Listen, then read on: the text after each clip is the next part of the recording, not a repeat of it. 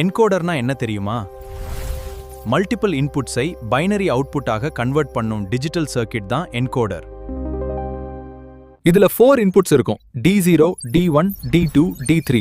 ஆனா output just 2 lines மட்டும்தான். இப்போ D2 மட்டும் ஆக்டிவ்னு வச்சுக்கோ.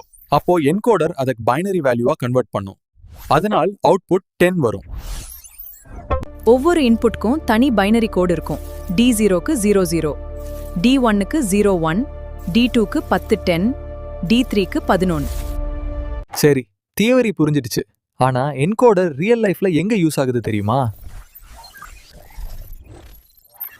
கீபோர்ட்ல ஒரு கீ பிரஸ் பண்ணும்போது என்கோடர் அந்த கீயை பைனரி சிக்னலா கன்வெர்ட் பண்ணி கம்ப்யூட்டருக்கு அனுப்பும்.